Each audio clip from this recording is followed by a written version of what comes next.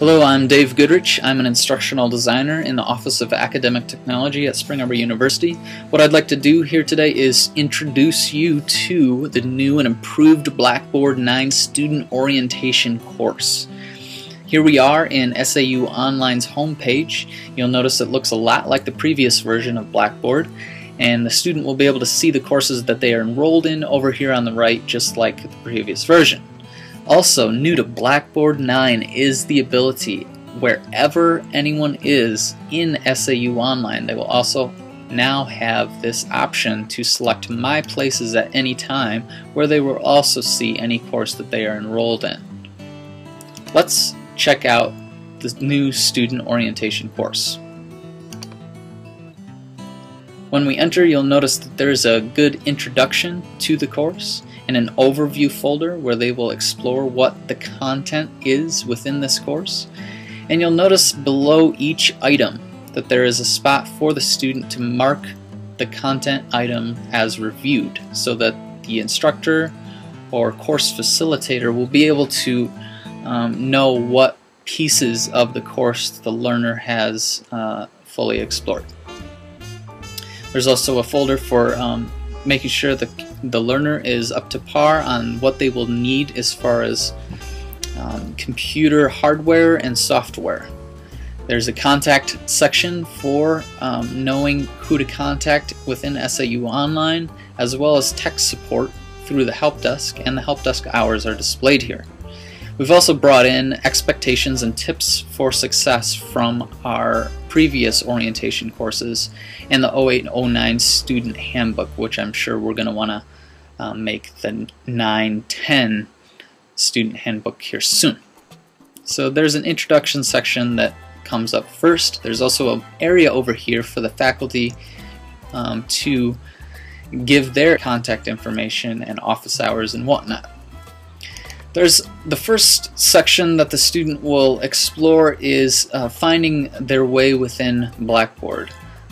This first section, personalizing the Blackboard interface, allows the student to learn how to make themes with different colors that are specific to their own preference.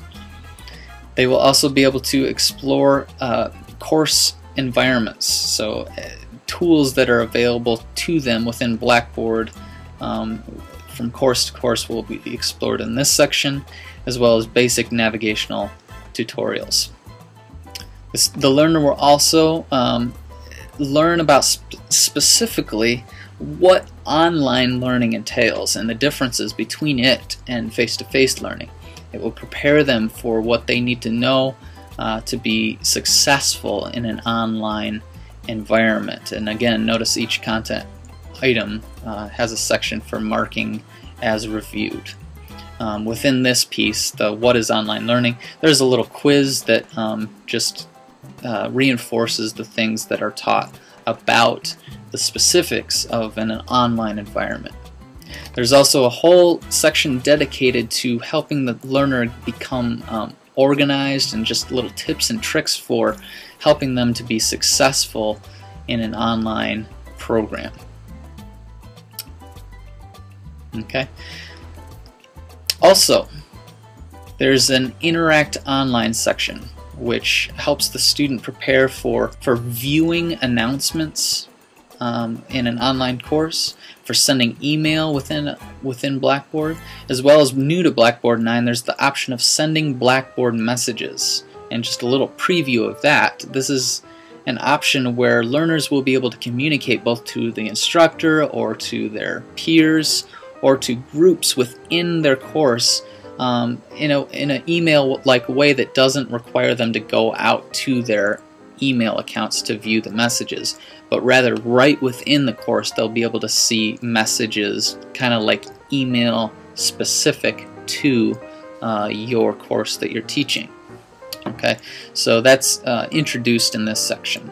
There's also tips and tricks and tutorials on interacting in discussion boards within courses, working in groups in Blackboard, communicating in real time with text chat if this is enabled by an instructor within an online course, collaborating within a virtual classroom, and social bookmarking tutorials.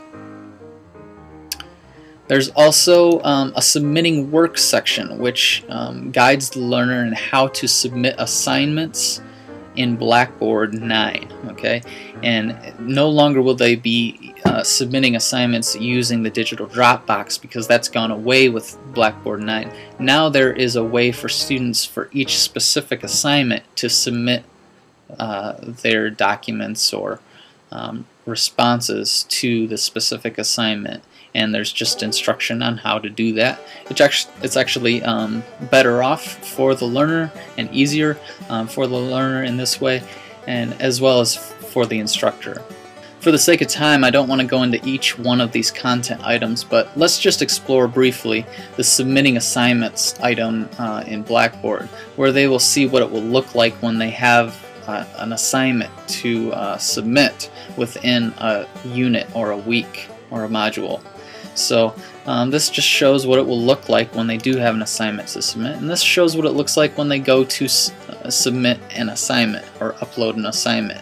And it just gives an example and a screencast of what it looks like when they do go to submit an assignment. At the end of this content piece, there's an option for the student to actually go through the process of submitting a document, a PDF file, a document, or an RTF based on their choosing. They will get a point for submitting the document, a point for submitting it on time, and a point for naming the document with their name. So it's a pretty simple assignment, just to get them used to submitting an assignment using the assignment tool option instead of what we used to use, which was the digital Dropbox. Okay, so it's a hand-on tutorial, and it will be very helpful for the student. There's a section on submitting safe assignments in Blackboard, as well as completing and evaluating self and peer assessments, and encouragement toward the learner on monitoring their progress with their grades. There's also a whole section dedicated to guiding the learner in how to launch and complete tests within Blackboard and how to fill out surveys. And there's also a section in here on giving actually an evaluation to this very orientation that they go through. That will be helpful for the instructional facilitator for this orientation. Also, I should note that there are some hands-on activities for the learner, including participating in a discussion forum where they introduce themselves to the fellow learners in the course. And there's also space for the learner to actually submit a test document using the assignment tool. And there's typical tools and interaction navigation for this course as well. A spot for looking at the course tools within the course. There's a place to go to groups for the course. A place to access the discussions within this course. A link for going to the end of orientation evaluation. There's also a link to for the learners to learn about Spring Arbor University, and I'll just select it so that you can see that it takes the learner to the arbor.edu site just to learn about Spring Arbor University generally. And there's also a link on how to get help within their experience in SAUonline. There's an introduction, a link to mysupport.arbor.edu for some technology tutorials. Again, the contact information is displayed here, an area where they can print out a sheet that has the contact information. There's some basic Q&A for Blackboard, a Blackboard user manual, all kinds of resources here to help the learner be successful within an SAUonline course. And we're really excited about this new orientation. It's our goal to make it available to each and every learner, not only hopefully like 2 weeks before they start in a program, but also to leave it available to the learner throughout their whole time in an SAUonline program. This will both help them so that they can refer back to it to get assistance in remembering how to do basic tasks within an online course using Blackboard, as well as it will be very helpful for the instructor to guide the learner to go to this orientation course, which should be available at all times for them to reference these materials. So I do hope that you find it as helpful as we have in just being a resource directly within SAUonline to help the learner be successful.